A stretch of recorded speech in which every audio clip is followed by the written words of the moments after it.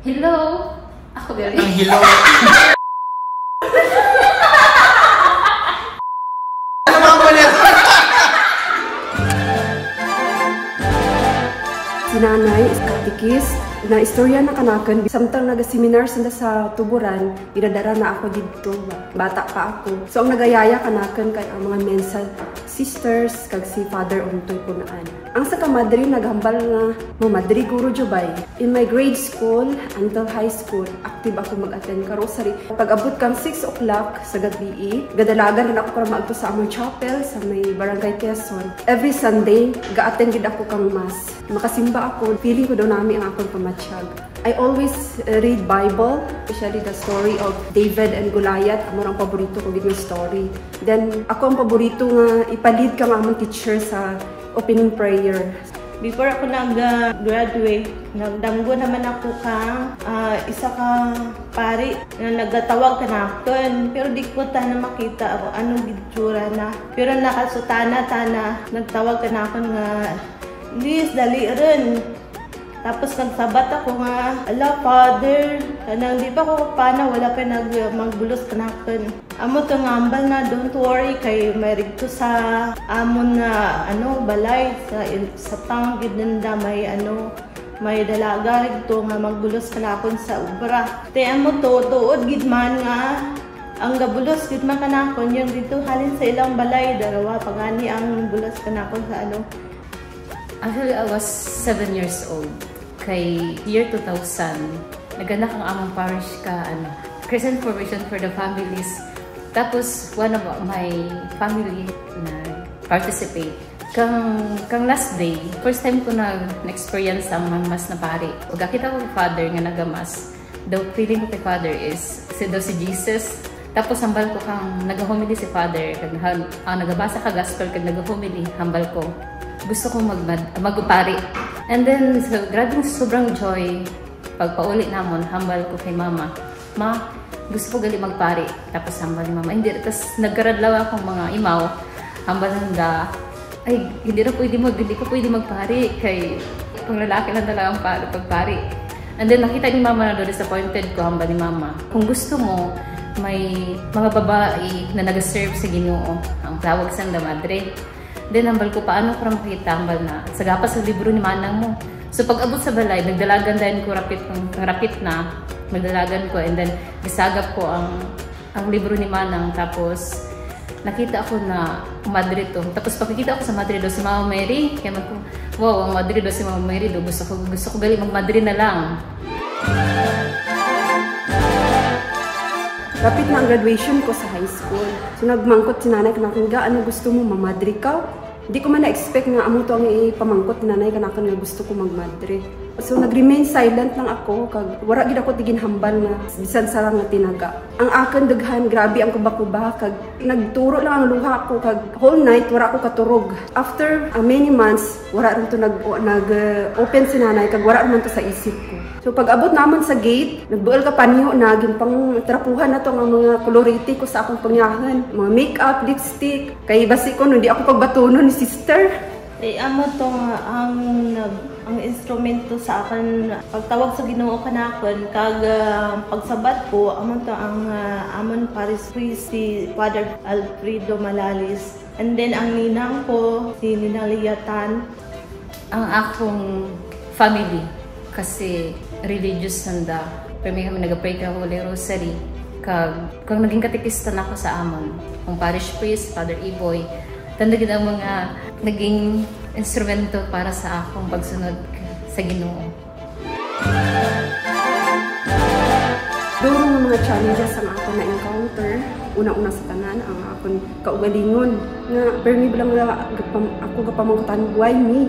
Pagsulod pa lang sa kumbinto, duro ng mga adjustments, pagbugtaw sa aga, daily routine, pag-manage kang time, pagkikisama sa akin mga imaw mga madre. And to develop my self-confidence in front of many people.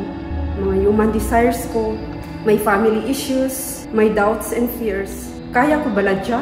Diya gid bala ako gintawag kag Ginoo. Nalipay gid bala siya sa akon. Na-encounter ko yung pag-eskwela ko nga, grabe nga, sa ang 2 years ko nga dapat ko tapuson, naabutan gid man ako pa, mga almost 5 years na din, before ako nakasulod sa Madre, ay bangon ka tong,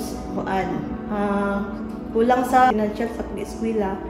And then, pag-abot rin dyan sa community, na ano din ako kay iba ang dialect ng damo.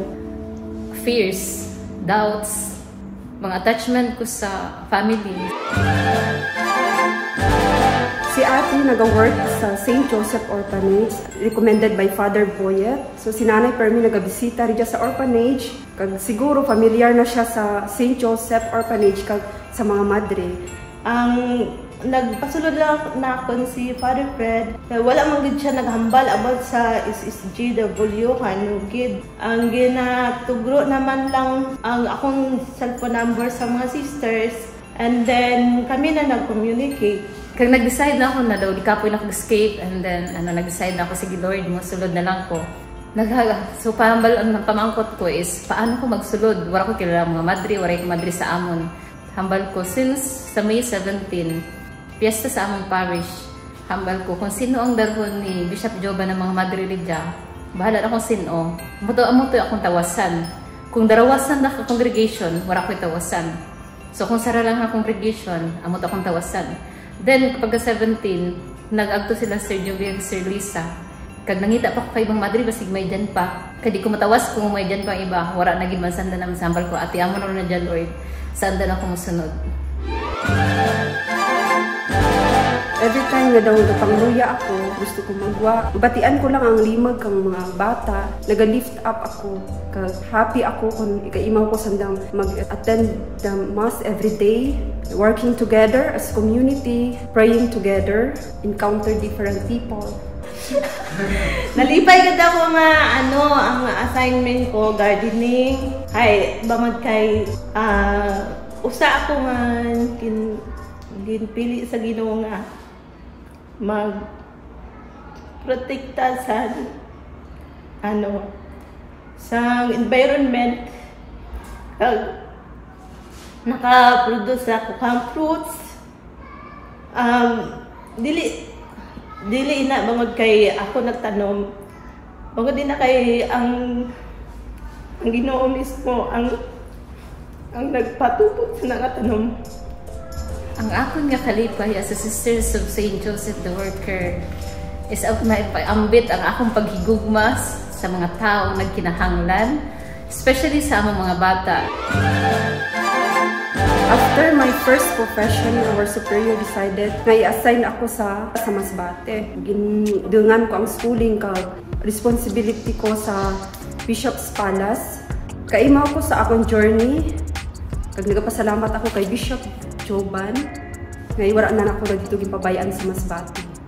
Na-assign ako sa Masbate, mao ni Sister Joby.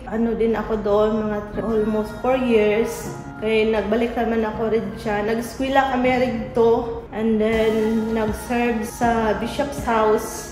Ay natapos ko lang ang 2nd year. And then, nag-listen siya ako ni Bishop Bantolo na maagto ko sa amon na orphanage dito sa Balino. Dito ako mag-stay. 1 year lang ako kapin dito. Kag nagbalik naman ako just community sa St. Joseph Orphanage. First, mag-take care sa among foundress, Sister Cords. Then, sa orphanage, kag vocation directress. Ang bukasyon ang pinakabahal na regalo nga nabaton ko halin sa Ginoo. Nalipay gid ako kay Lord my forever. I'm so happy sa narigyan man sa akong tagpusoon. Kay bangod nga narigyan ko sa akong gipili nga bukasyon. Yes! Nalipay gid ako. Kabay nga nakita man ninyo ang purpose sa inyong kabuhi, kag nalipay kamo sa inyong ginpili nga bukasyon. Hi! Ako gali si Sister Joby Similia from Barangay Quezon, Tubias, Fornier, Antique.